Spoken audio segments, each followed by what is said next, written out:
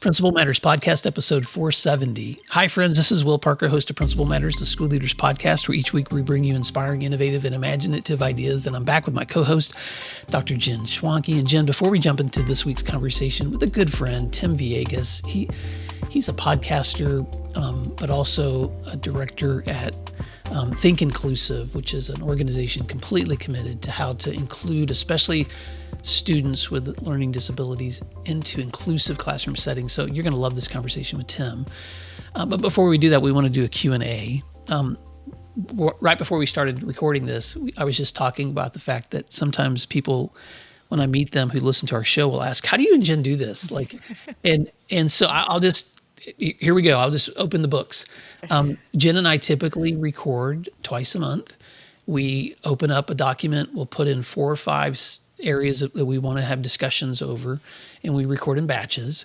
And so when you're listening to this October the 15th, it's probably the second of 3 or 4 things that Jen and I have already been talking about. But Jen, Emily edits our show for us, but we do very little editing. And I'm just so grateful because we can just jump in Right. with notes or questions in advance. But we don't discuss them in length before we jump in. So if anyone's listening to this and you wonder, did they already decide what they're going to say? Most of the time we haven't.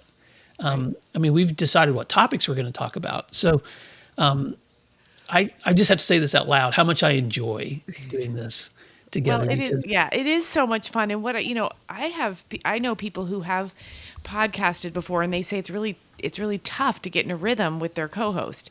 But you and I have been doing this a long time. Yeah. And usually, because of the vast amount of experience that we have doing this work, there's always a story. There's a story for every point. So it's funny when we share our notes, usually I'm like, oh, I know where I'm going there, which is exactly what I thought when I saw our Q&A today. I know exactly what I want to talk about. Okay, well, let's do that. And I know we're already pushing into our interview time, so we'll start the Q&A now. What tips do you have for someone transitioning to a support role without specifically defined responsibilities? And you want a little context?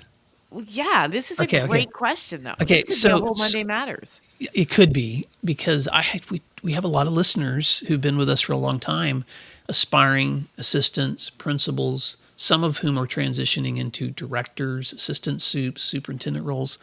But this year especially, maybe it's just because of the age of the show and the age of our listeners, I've had several one-on-ones with people being put into a new position that's kind of created for them, where they're supporting principals or supporting teachers, or they're in some kind of maybe either a district office role or some kind of role where maybe things aren't completely defined, or they're the first one to do this, director of.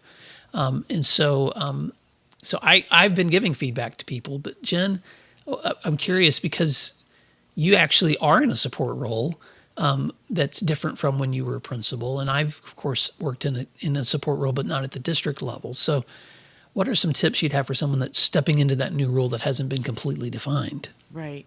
Well, I learned this important lesson. This is a much longer conversation, but when I was teaching, I took the Wendy's Corporation is in Dublin, Ohio, here where I live, and they provided an externship, and I applied and got it. It was over the summer.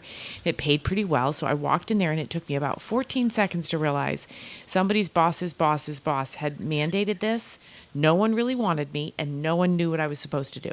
And it was the longest 8 weeks of my professional life. Here's what I wish I had done, and here's what I think this applies to people in support roles. I wish I had said, okay, I'm here to help. Here's the things I really feel are my strengths, and here's how I think I can help. How does that fit into what you need?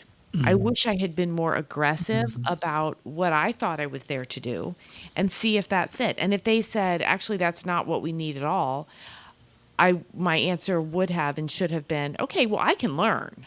I know my strengths, but I can learn other things as well.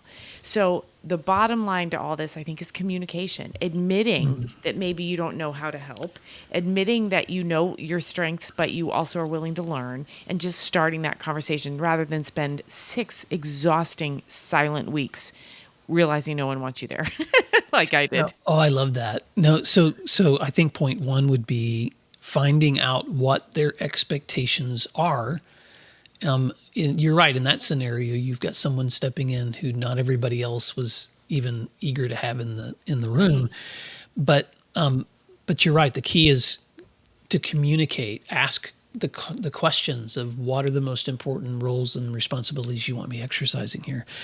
The other thing I have found myself saying to leaders, Jen, and again, this is just a Q&A. We could do a whole Monday Matters on this, is because I'm going to go back to your Wendy's analogy, because I remember hearing you one time talk about that internship where at the end of it, one of the directors you were working with pointed you out the window and he said, "You see that restaurant down there? Yep. You know what they do? They make burgers every day. And as long as they're making burgers every day, then we're on task." And because we can get so distracted by all the stuff. And so what I like to ask leaders is if you've been hired for a specific role, let's say director of secondary or assistant superintendent or instructional coach, or you're the first communications direct, whatever it is that you're being asked to do, what's that burger you're supposed to be flipping? What's that main thing that you're supposed to be doing? And if the main thing is, let's fill in the blank, supporting principals across your district or whatever, then I'm going to say the same thing I said in our last Monday Matters. Show me your calendar where you're prioritizing spending time with the people whom you're going to be supporting. Because if you don't prioritize time with the people you're going to be supporting, people will find things for you to do that are not connected at all to the strengths that you brought to this new position. Right. Well, and we'll wrap up with this too. I think it's easy to go in and do what we're comfortable doing, but we have to remember what we're hired to do. Nothing will make others resentful more than if you slip into your comfort zone rather than do what they need you to do. Good stuff.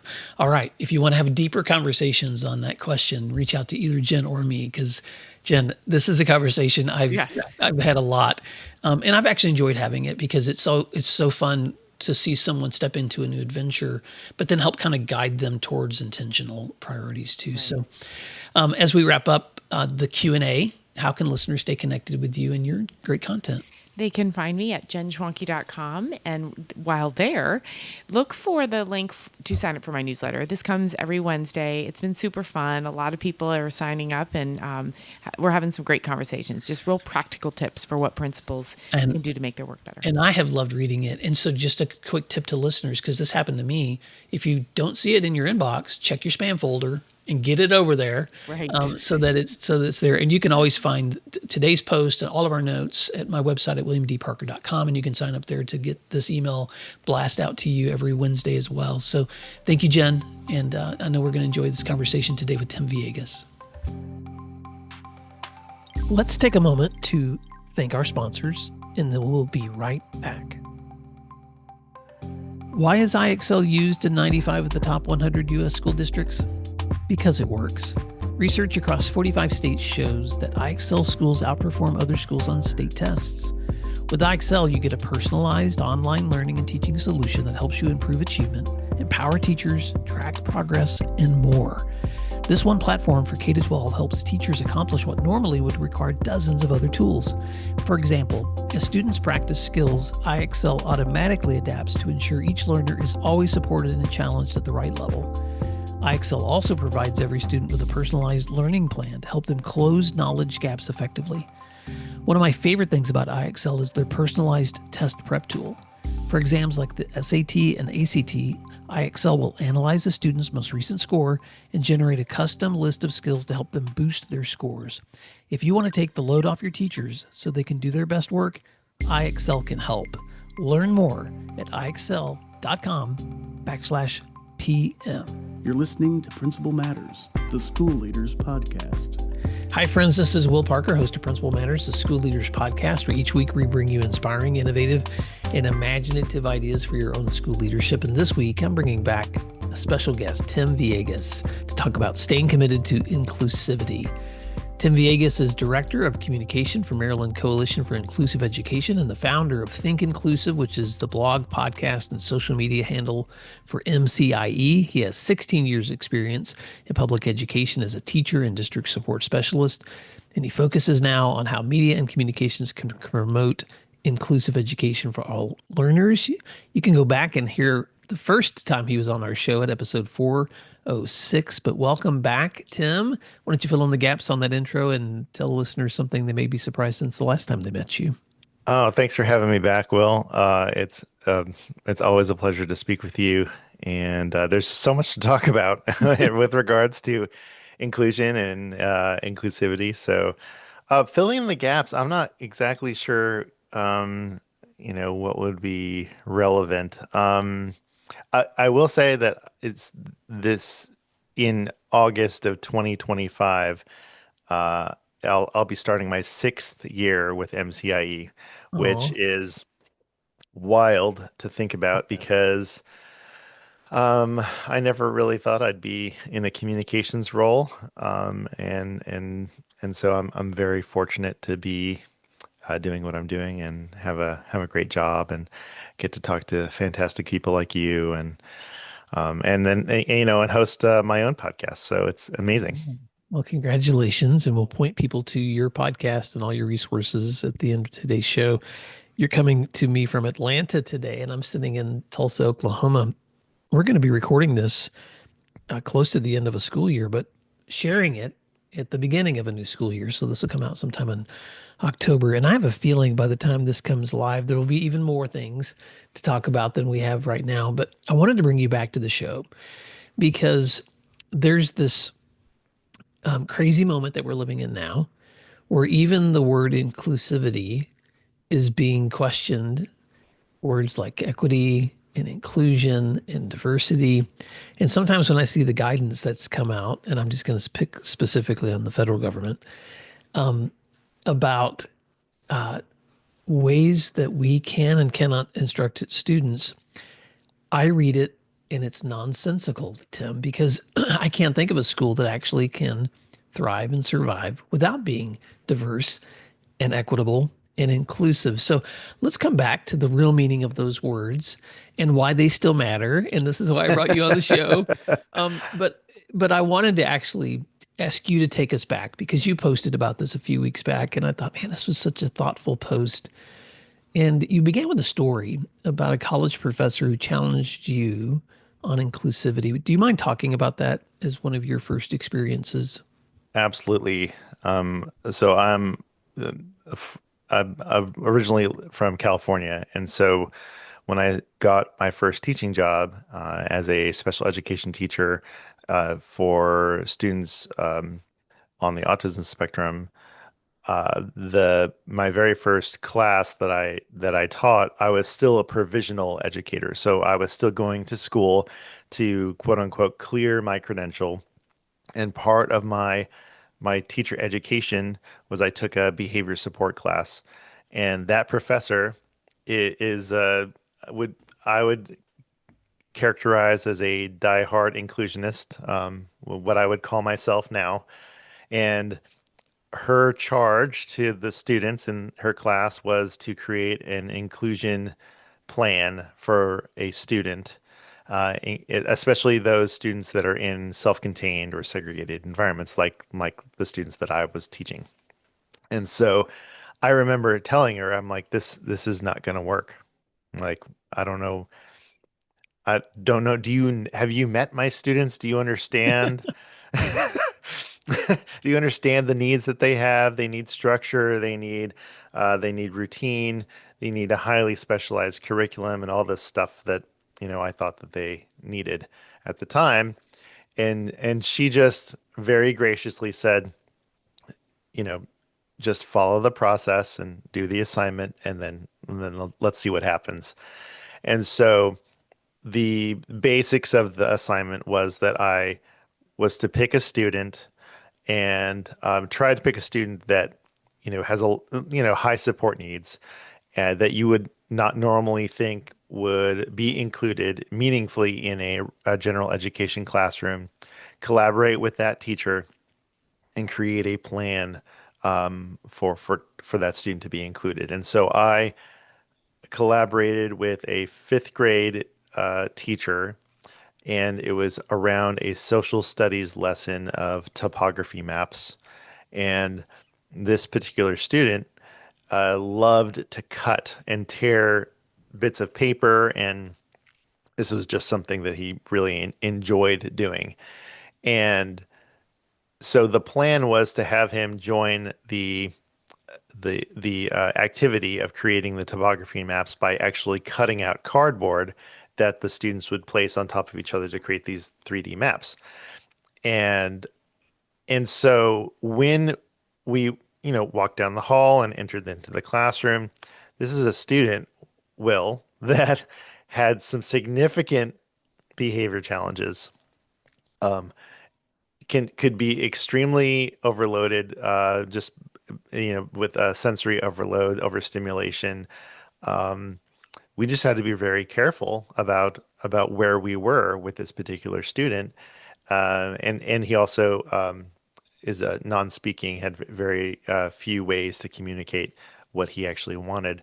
And I was ready for it to be a disaster. But because we planned in advance, because we used his strengths, because we used his interests, it went so much better than I ever thought it would. He sat with his classmates. He contributed. He participated in the activity, and the light bulb went on for me, and I realized, oh, you just have to plan. You just have to have some thought about what is the student going to be doing? Is it aligned with their strengths?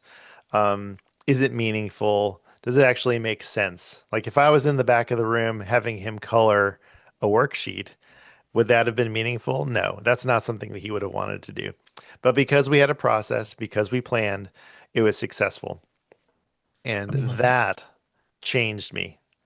That experience changed me. And I just wanted more of that. I'm like, well, if we can do it with him, we can do this with any of my students.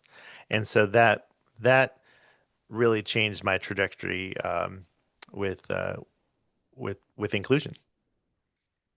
I love that story so much because everyone who's listening to this who's been a teacher can relate to that.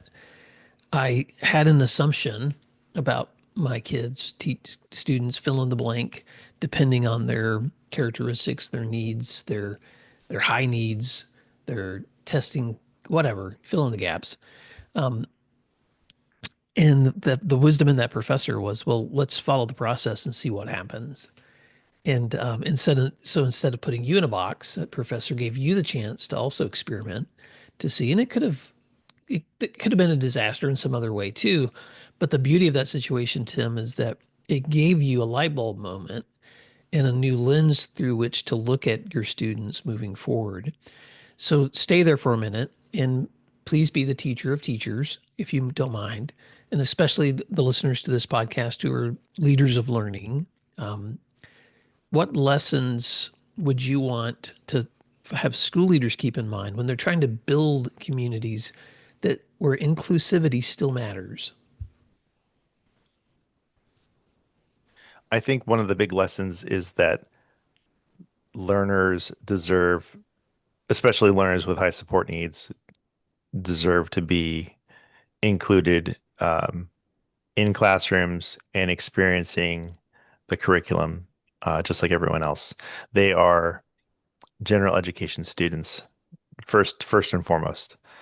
And so when you have the mindset that they belong, then you're gonna do everything you can to make it work and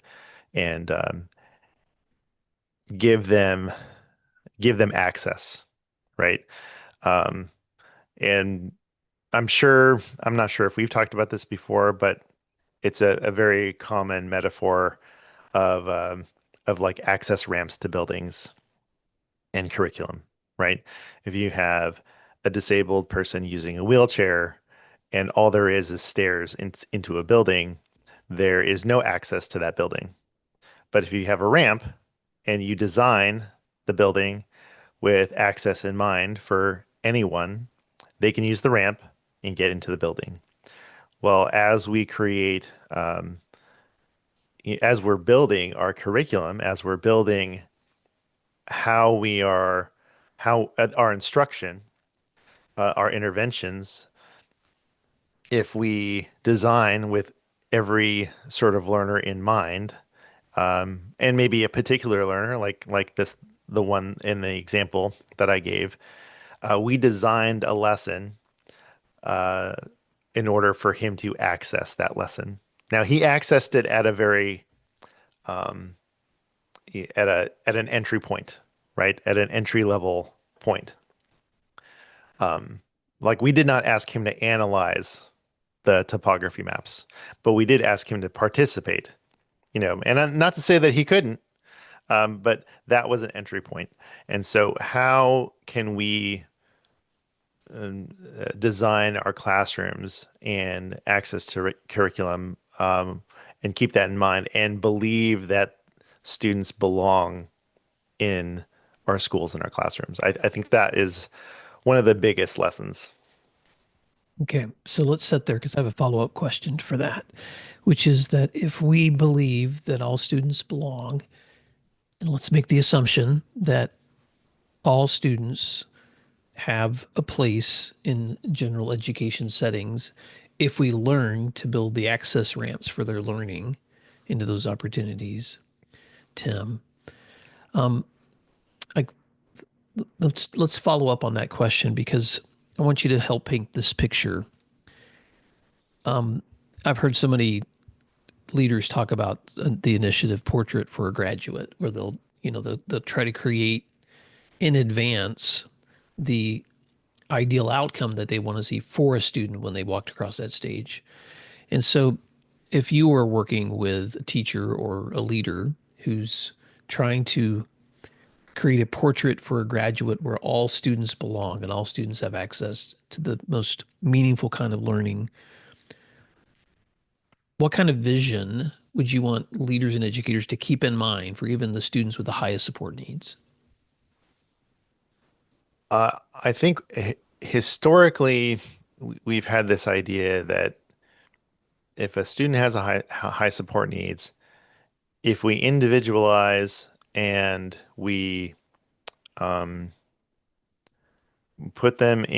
we place them in classrooms where there's a low student to teacher ratio and they have highly specialized curriculum, typically life skills, that that provides better outcomes for that student. But the unfortunate reality is that the longer a student is separated or segregated from the general population of students, of their peers, the more likely they will be segregated later in life. And so there's this fable that I'll have to send it to you, Will. There's this fable that a friend of mine, he has since passed. He's one of the co-founders of TASH, an organization, disability rights and an inclusion organization. A former educator. He used to tell this fable of two students, of twin sisters, and one was included and one was, not included. And the point of the story is that you could have like it's not the student that is the determination of the outcome. It is the system that the student is brought up and educated in. And so the more a student is separate and segregated from their peers, from their same age peers, the more likely it is that when they graduate, they have not had the time, exposure, the relationships, the friendships to enter into this world that is not segregated. Like you go to different public places and there isn't, this is for disabled people over here and this is for everyone else. But schools are one of the very few places that happens. You have a disability, you have high support needs. Oh, we have a very special program here for you, you know. And so when a student is included and has access and is exposed to their same age peers and has the potential for relationships and friendships, by the time they graduate, by the time they exit the public school system, they have all of those things in that experience. So it is much easier for them to be in society, in community. The kind of the exceptions would be well, that's not really an exception, but if you have a student who has been historically segregated and then they graduate, they will often go to a separate day program, or maybe I mean, I've even seen adults with disabilities live in nursing homes because there's nowhere else for them to go, you know. Mhm. And that doesn't, that's not the kind of life that you want, I would think, for a young person who is graduating. And so where are they going to live? What are they going to be doing? I think inclusion it gives the best outcome. And so that's what I would love for leaders to think about. It's like when you're thinking about students in kindergarten and they have high support needs, and you fast forward to you know when they're 18, 19, 20, depending on how long they stay, what is their life going to look like, and what is their Mhm. life going to look like afterwards? So the fallacy that you're confronting is, even though a lot of this has been done with the best intentions, the idea that separating students with high support needs from their peers and only giving them individualized direct instruction compared to high support students being placed in the same classrooms with general education students and bridging that gap of learning that needs to happen gives them the setup for the vision that you want for them as future adults. And so I know that anyone listening to this right now is already trying to put students in categories. Well, what about students with the highest needs? Or what about students in this needs? Or what about students on this side of the spectrum or that? And that's not the point of what you're trying to say. What you're trying to say is let's begin first with the most optimistic vision for what we want and let's build from there. And it's one of the reasons I reached out to you, because there are some, especially now in the some of the movement within our federal government guidance, the current US Secretary of Health and Human Services are often saying things in public based on fallacy or false assumption. And so I wanted to just give you a platform with my audience to talk a little bit about why, especially let's use students with autism as an example, why it's so dangerous for us to have the wrong understanding of the science and the practice around students with autism when it comes to a mindset for inclusivity. Um, well, where do we start here? I think when I heard the secretary characterize learners on the autism spectrum as giving them things that they would never do, right? It's Mm-hmm. it really set me off, Will, is what happened. And it's not just me, that there was a lot of people, a lot of reaction to his comments.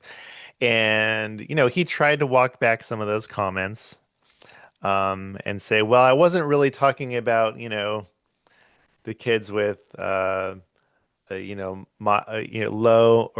support needs. I was talking about the quote unquote really disabled ones, which I was like that. I was like, well, that doesn't really make it better, but Mm-hmm. Yeah, um, yeah. So for context, let me just say this too, because I yeah. know I shared this quote with you. You included a quote from Eric Garcia, who was a guest on my show too, by the way. I read his book, We Are Not Broken, a prominent journalist also who has grown up with his own diagnosis of autism. But he said, or he wrote, of course, there are autistic people, including non speaking autistic people and ones with intellectual disabilities who require significant support. Even so, they don't deserve Kennedy's awful rhetoric that describes them not as people, but as burdens. And so I know you responded to that in your piece, but I wanted to give you an opportunity to talk about why that is, for lack of a better word, motivating people by fear instead of motivating them by optimism. Oh yeah, absolutely. I think that's a really good way to characterize it. Um, I find the rhetoric of Secretary Kennedy to be to be definitely fear-based. And it frankly, it parallels the same sorts of things that are said about why we shouldn't include certain people in general education or in school in general. Like these people are so disabled, they will never do this, they will never play baseball, they will never hold a job, they will never write a poem. All these things. And first of all, there's this, it creates this kind of this like panic and around autism is stealing our children, right? This this kind of sentiment around that there's an epidemic going on and there's something must be done, which I think is a false. I think that is false. I think that's a false narrative about autism. We can talk about that a little bit more too, but when you characterize certain people that way, then it's easier for them to say, well, they need something extra special, they need they need more intervention, they need more specialized help, and it's easier for that, for us to set up special schools for autism, special classes for autism. And you know what, Will, we're talking about this right now, but I see, I'm projecting that we will see more schools that are dedicated to educating learners on the autism spectrum. And I think that's a mistake. I really do. For the very reason we talked about, right? These two paths. The more you segregate somebody, the less likely it is for them to reintegrate into a community that is accepting. It's the whole concept of generalization, right? Um, this idea is taught in like teacher education programs, especially around special education. It's like if you're trying to teach someone to do a task, you know, like follow a routine, you want to teach that routine in the place where they're going to practice that routine. You don't want to do it in an artificial environment because then that's harder to generalize. So, I mean, that's a very basic concept, but if you are teaching a highly specialized curriculum in specialized classes with, specialized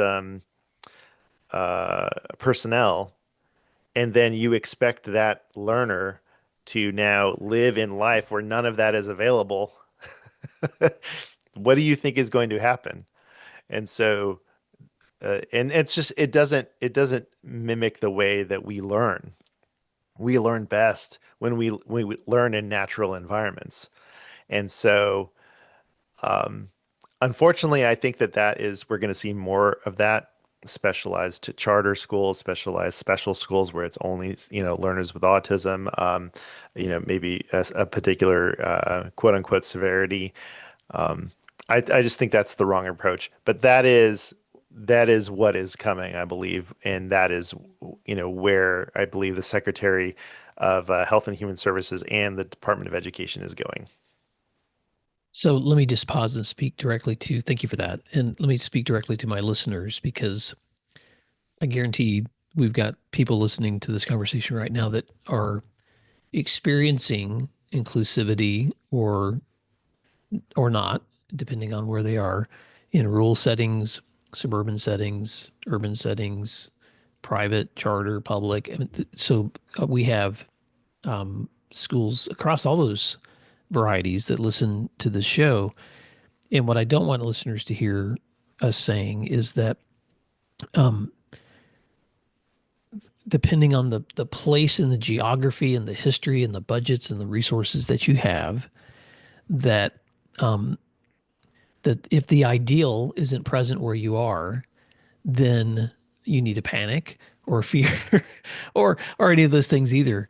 But what I always appreciate when I talk to you, Tim, is such a refreshing reminder and this is the reason you do this work, this is the whole reason that Maryland Coalition for Inclusive Education exists, is to invite educators into what is the research shows the best practice and the best outcomes possible for students in the best ways we can do this. And so even if our practices are now being questioned, or maybe we realize we don't have any of these practices, there's always a place to begin.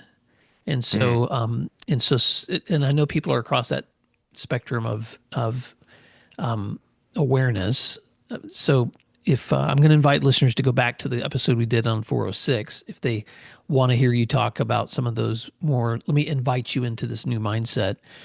In this episode, I really wanted you to be able to revisit with us as a way to speak to educators who may need encouragement and advice of how to keep moving forward in light of all this misinformation that's now become so prominent.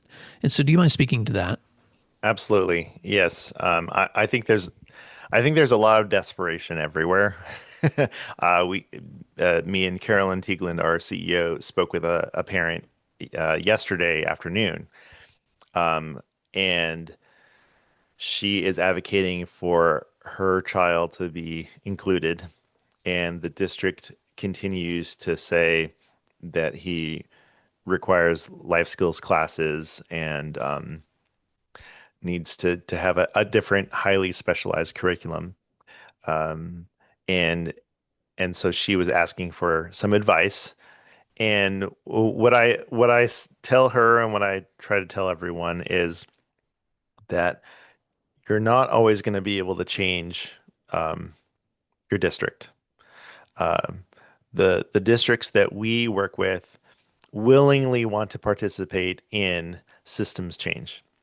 They have recognized that it is a need that they want to work on, and they have developed a partnership and a relationship with us, and we are working with them on that.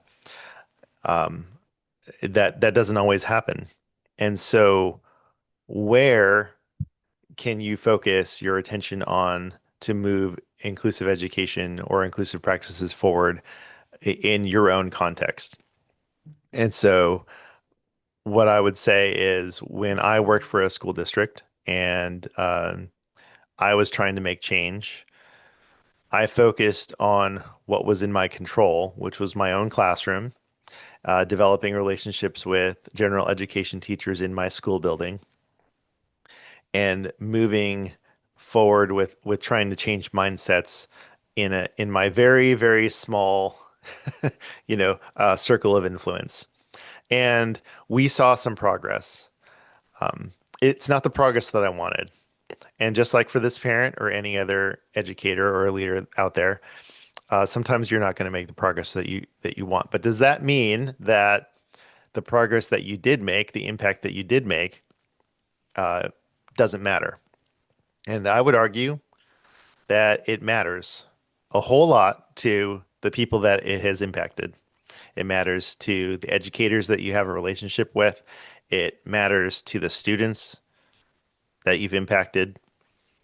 And it matters to you, I think. I am a different person because I've advocated for inclusive practices. And so all of that is impact. It's smaller than we want, but it doesn't mean that it doesn't matter. Hmm. I'm glad you said that because, and I know we're preaching to the choir when we talk to educators who care so deeply about their schools and students, but that's the most effective remedy that I'm seeing during all of this time, Tim, when people are just battling all kinds of conflicting guidance and all kinds of misinformation, is they still show up every day and they're like, okay, with my students in this school, in this setting, and my families, what can I do in the setting that I have? And I love how you said to control what I can control and to make the most impact that I can with what I have right in front of me for the benefit of my students and my community and my parents. I want to give you an opportunity as we wrap up to just also invite people to collaborate with the work that you guys are doing, because you don't just work in Maryland. You guys affect practices all over the U.S. So talk to the listeners for a little bit about some of the ways that the resources at MCIE or connecting with you there might be helpful for them as they're working through how to lead towards the most optimistic and ideal outcome for inclusivity in their schools. Absolutely. If what we are been talking about today is of any interest to you, we'd love to talk to you. We like to say our work begins with a conversation, and that is exactly what happens. Usually, partners that are outside of Maryland, our work begins with a 30-minute call to say, here is the vision that we have for our district. We want to be more inclusive. We want to learn how to adapt and modify lessons for learners with high support needs. We want to get better at co-teaching and co-planning. We want to get better at casting an inclusive vision and helping change mindsets in our district. All those things are entry points and ways to engage in this work. And so we are happy to have a conversation with anyone, anywhere about that work. And if we're not able to do that work with you, then we can maybe even point to another organization that can. So while we'd love to work with as many districts as possible, I tell our CEO a lot, I'm like, even if we doubled our work from what we do now, it's just barely a drop in the bucket to what is needed in the United States in our public school system. So we are happy to have a conversation about that. As far as resources go, we have a lot of different resources at our website at mcie.org. We have a resources tab that has a number of different tools that we utilize with our partners. And then we also have one of our major resources is our podcast, Think Inclusive, where we feature conversations with people doing the work of inclusion in the real world. So whether it's a principal or whether it's a family who has gotten some traction in their district, or it's just thought leaders in the field, there's lots of different nuggets that you can pull from to inspire and encourage your own journey with all of this. So happy to discuss that with anyone, mcie.org, and we'd love to talk to you. Well, Tim, thank you. And as we wrap up, I'm actually going to just circle back to what we began with, and I'll put a link in the notes to the post that you made for your followers and listeners that led me back into this conversation too. But when your professor challenged you to think about the student in your care, and this is, I'm going to just quote you from your own piece where you said that your professor told you, pick the student you think could never be included and create a plan. And that began you down this pathway now that you've been on for forever. And so I just want to say to listeners today, as a challenge, I want you to think about that today as you go into school or to work or however you're serving. Think about someone who you believe could never that you would think that, oh, this one would be the one that could never be included in that kind of inclusivity and that kind of engagement. And then I challenge you to create a plan toward that end and just see what happens. Because I think Tim, I think what people will be surprised to discover is the same capacities that exist when we build, as you said, those access of ramps to learning that happen in the minds and the experience of students that sometimes we just don't know until we've entered into that journey with them. And then, my goodness, when the light bulb goes off for us, imagine what that's going to be like for the students that we're serving. So, Tim, thank you so much for the opportunity to listen and to learn with you. And listeners, we will put links to the contacts for Tim in the show notes. But until next time, thank you for doing what matters, my friend. We'll talk to you again soon. Thanks, Will. Thank you for listening to today's episode of Principal Matters, the School Leaders Podcast. If you enjoyed the show, would you take a moment and like, share, subscribe, or leave us a review? In fact, if you share it out with a friend, even more people can become a part of these conversations. Sign up for our newsletter at williamdparker.com for even more free resources. And don't forget to check out our website to learn more about our books, professional development offerings, Grow Academies, masterminds, executive coaching, and keynote presentations. Wow. Let's keep learning together. And thank you for doing what matters. Principal Matters.